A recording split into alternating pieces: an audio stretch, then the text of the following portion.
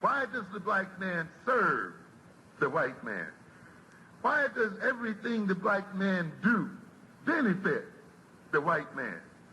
Why does the black man say freedom is doing what I want to do?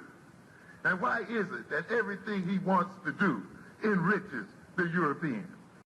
Welcome to the desert of the real.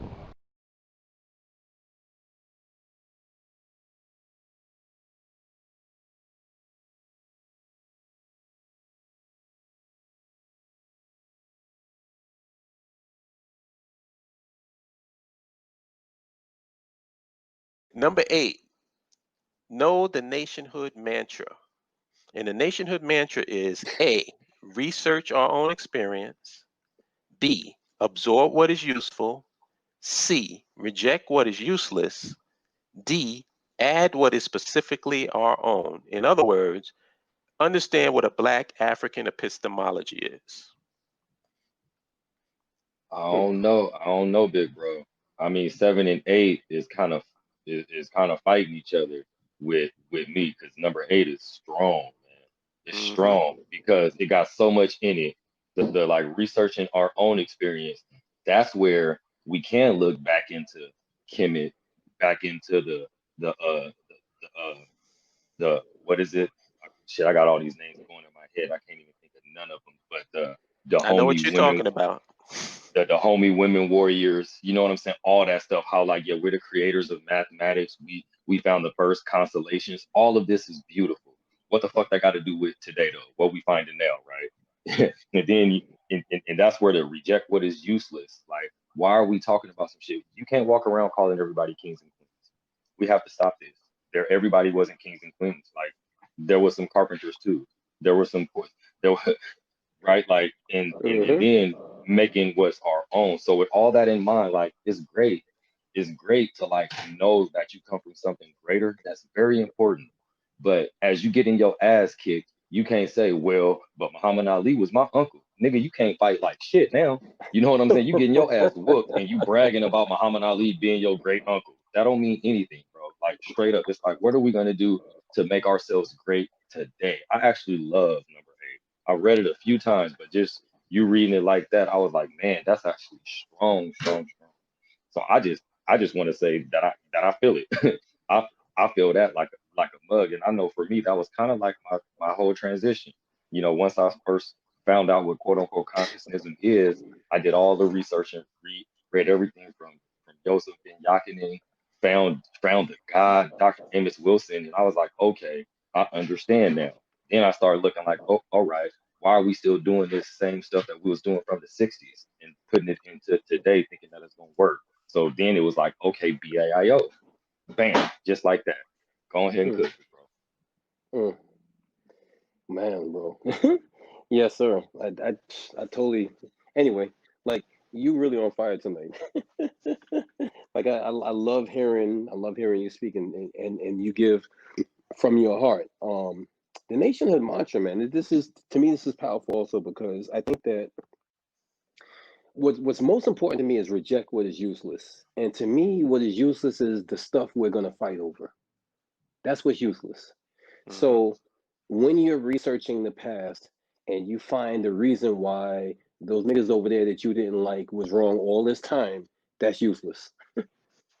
That's useless. When you're researching and you find, we did the first this and we did the first that, that is useful someplace else. It's not useful here.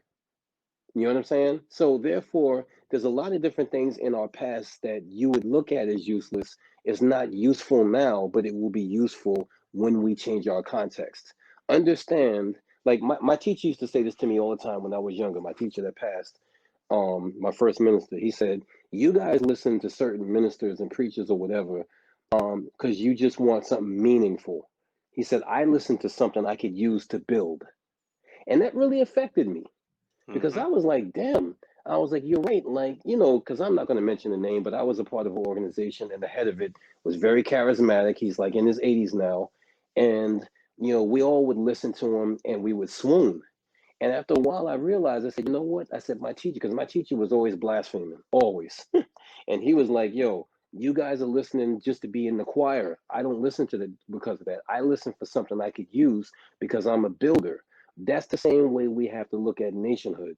Listen, by all means, you should study Kemet. You should study all of our past African civilizations that actually did something and were great. But you should study for something to use.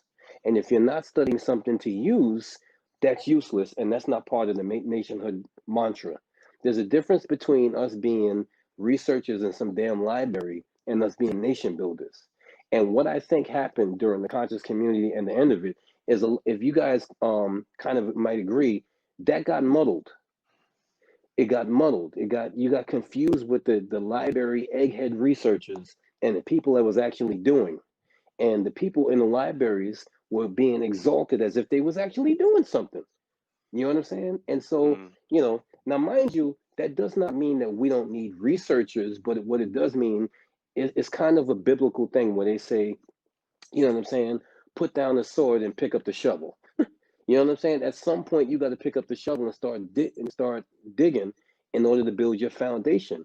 So for me, that's why this nationhood mantra is near and dear to me, because I'm not against any information that we can use. The whole health movement, where we begin to understand alkaline water and all that other stuff, a lot of that stuff is useful. I think that honestly, if we really want to be real, it is the conscious movement that should pretty much change the world's eating habits. I really feel that way, because only a Yeah. few people were living healthy. And then that conscious wave came over, everybody started talking. And wasn't nobody talking no alkaline shit in the 80s and the 90s. We didn't know nothing about that. When you talked about alkaline, it was a Duracell battery. You know what I'm saying? So then when the conscious community came about and started talking about these kind of things and talking about food being electric and all that other stuff, that started electrifying people and really galvanizing people. Okay, maybe now we should think about eating better. Now, to be fair, of course, you had How to Eat to Live and various other programs. I think that the conscious community took eating healthy and living healthy global, really did. And now you see people of all races and colors doing that. That's the part that was useful. But then, you know what I'm saying? Like, there's other parts of it that people use to shame other people. Well, if you're not eating raw vegetables, you ain't shit. That's not usable. You know what I'm Right. saying? So therefore, we have to really be very careful, even with the information that we study, what is useful, what's not useful, as far as like what can be used to uplift and what can be used to put down, I think. Right. And I just want to add that go to the dictionary and learn what epistemology means. I suggest everybody do that, whether you're a BAIO member or you're a person just listening to the live stream, because what we have to understand is that, all right, let's say I'll use as an example technology. How does the European use technology, and how do we use technology? The technology is sort of like people always say, oh, well, you have this gun, right? Now, the gun can be used to go into a school and kill children, or the gun can be used to protect your house. What's the important thing? Is it the gun that's the issue, or the person that's using it? What are they using it for? Technology is not evil. You would think it is, because the European uses it in an evil way. We don't Right. use it in an evil way. So what we have to learn, that's what they say, add what is specifically our own. Just because you have technology, because I know there's a lot of people in the so-called conscious community that are anti-technology. They act like technology Oh itself is yeah. a bad thing. Oh yeah. Hell yeah. Like, we're living in a modern world. Sorry. And unless you can compete on the world stage with your technology, you're going to get run over. Yep. You're going to be at the Yep. bottom of the worldwide society. I think and I believe that we will be number one. I'm on some Wakanda shit. Indeed. Indeed. We Indeed. with technology in our hands and our control of our own environment, I believe we will be the number one nation on the planet Earth. Indeed. And you know what? you know how you know it's 100% is because the way we give our message out, we attract the right people. Right. And we both knew that years ago. Is like, we knew that we was on the right track when these kind of people started showing up. Technology people, people who were nerds, people who were into science when they was younger. That's who we attract from all walks of life. So we definitely will. In contrast to us, you know, basically getting behind a message that's divisive or just basically focus on, man, listen, I don't know. Go ahead, bro. Go ahead. Yeah, that's pretty much it. You can't compare to the status right here. Legendary worldwide, we can battle right here. Listen, Junior, I'ma tear back your win. This ain't TV, but I'll show you what a fear factor is. Stop grilling me, and all that fronting is killing me. You leave me no choice but to hurt your feelings, G. About to slap rappers around the bruise.